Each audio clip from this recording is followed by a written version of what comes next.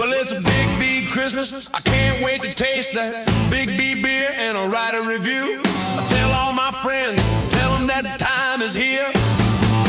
So let's all go down to the damn bar. Tell them all. Let's all go down to the damn bar. And we'll all have a Big B Christmas. We'll all have a Big B Christmas, yo. We'll have a Big B Christmas.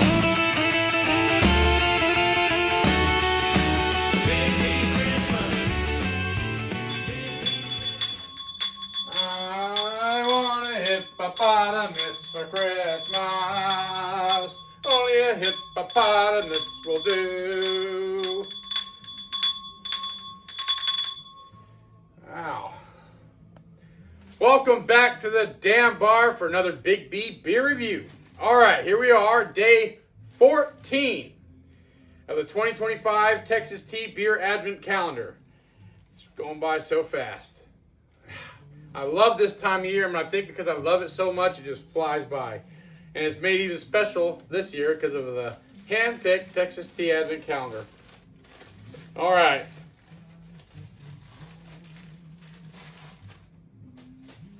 Today, on day 14, we have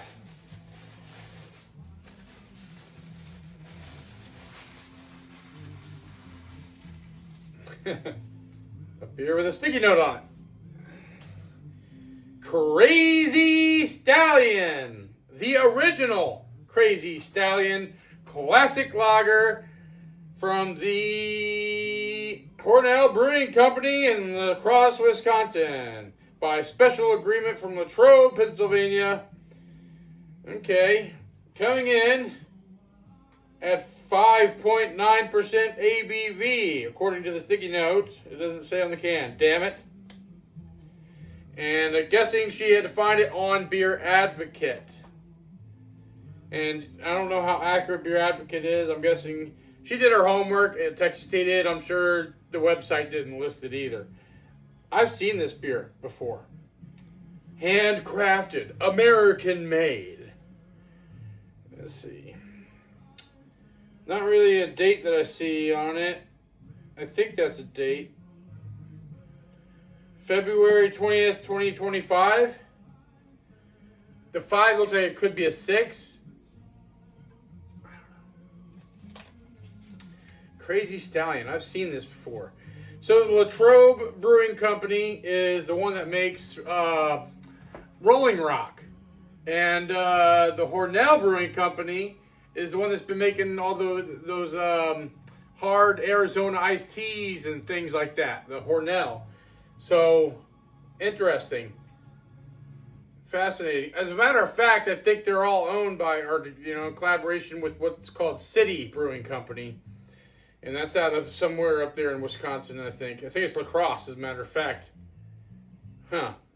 It's just one big beer thing going on there. This one looks like it's been dropped, because it's got a bulge here, so I'm going to have to clean this up somehow. I actually have a beer towel today. You got to clean them tops, guys. Got to clean those tops. All right. That one was pretty grimy. So, all right, let's get into it. Hopefully it even opens right, because I don't know if y'all can see that, but this one got dropped. I hope she got a discount on it. I kind of doubt she did. Damaged cans, No, it did not open right. There we go. I can smell it right away. A nice maltiness coming out of there. Really nice malty smell. Okay.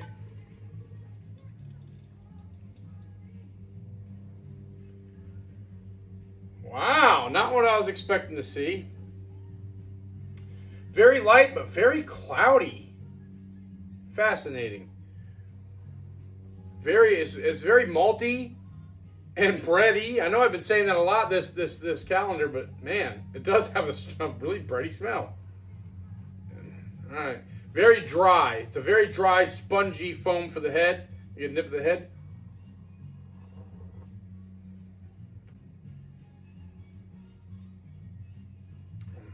Wow, citrusy, as a matter of fact. Very, very, very, it's got a sweetness to it and a citrusy flavor. I kind of think this might be spoiled. We'll find out. Oh, wait, Texas Tea's here. So The Texas Tea, everybody! Hi, everybody. So Hornell's page, they're a Hornell Brewing Company. Their page is hard to follow. I could not get anything to pop up on it. So Beer Advocate and Untapped both said 5.9% ABV. So I just put that on the stick. It should be a law that all alcoholic beverages should have the ABV on there. I think that should be mandatory. I hate it when they don't put a ABV. Thank you, Texas Tea. You're welcome. So, I'm a little bit more worried now that I'm getting the sweetness and citrusy, and it says it's a classic lager. Because what I just tasted there tasted like a sour beer. Like a good sour, though, because it didn't taste off. It just tasted sweet and tart. That's not something you get out of a lager. So, let me wake all these fuckers up and get them out of here while y'all take a look. Now that I noticed it too, the design up there is reminiscent of like Arizona iced tea. Yep, so I did some research, or she did too, and I kind of have a feeling that this beer has gone bad. I don't really have the feeling, I almost can tell because you're about to see. Yeah, I added a little bit more to it because it took me a while to wake everybody up and run them off, and it overflowed. Great head retention though, huh? But if you look on Untapped and you look at pictures of this beer, it does not look like that. It looks like a lager. It looks clear, like a Budweiser or something. This is not clear. This is very cloudy. And if I've checked on the end, when I looked on Untapped myself, I saw that I've had this beer before a few years ago. Did not review it here, but I had it, and the picture that I took, did not look like that either. Color-wise, I give this a 5 out of the thing there. And okay, guys, this ought to be good. Crack them open, pour them up. Let's get to drinking. Alrighty. Oh boy. So you saw it, and obviously the head that you saw there dissipated really fast, and I'm now a little scared about this, and stop trying to pass me the blunt there, Ralph. I quit smoking and doing drugs years ago, long time ago. Stop it.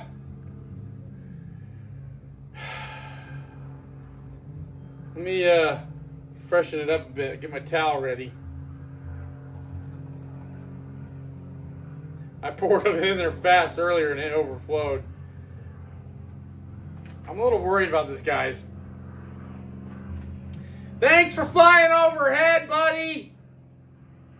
They love to fly right over my house when I'm doing a beer review. Lots of skydiving around here. Oh boy. I'm procrastinating, I know. God, it sounds like he's flying right on top of my house. Here we go. Salud.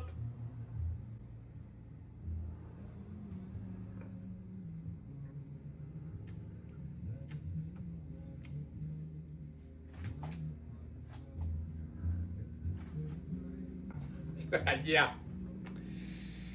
That's gone bad. It's got a lot of citrusy taste to it. It tastes spoiled. I gotta say though, I've eaten spoiled stuff and tasted spoiled stuff before on accident that was way worse than this. And it's spoiled in a nice way in a sense. If I didn't know any better, I would think this is a sour beer like it's supposed to be. You know, like not a spoiled. It's a sour, all right. It's sour. I'm worried if I drink any more of it, I'll probably get sick. And look, the guy came back around. He's going to fly right over my house again. Thanks, you asshole!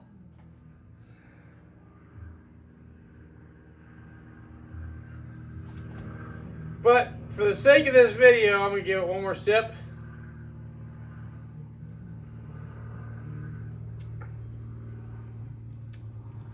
It doesn't have a lot of the off flavors that you usually get with a beer like that's gone sour, you know.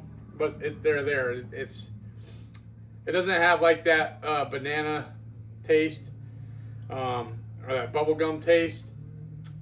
It does have a very strong fruitiness to it that it's not supposed to have.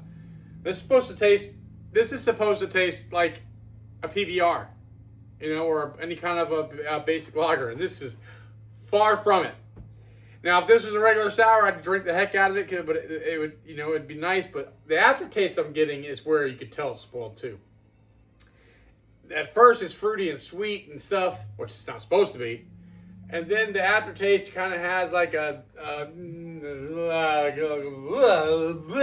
kind of thing going on there. And yeah, food-wise, yeah. Obviously, there is no food-wise with this one. This one is sadly not good. So, would I buy this beer again? Not this one, no. Pricing anyways for it. She paid only $1.49 for this can. $1.49 after taxes, $1.59.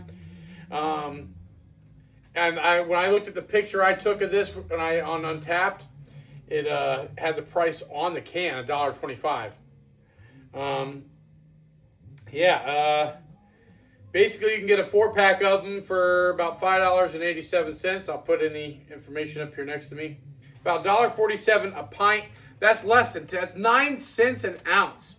I would buy these again, but I would check and make sure that my cans aren't damaged. That's got to be what it was, or maybe it just is really old, you know? That's just possible. As a matter of fact, I bet you that if I go down to the store right around the corner here, the gas station, I think they have these. Yeah. So, with that being said, Big Beat Beer Review grade. I'll be honest with you, with what I gave it a C on Untapped, which is a 3 basically, when I had it the first time. Oof, man. I just hope I don't get sick or nothing from this thing.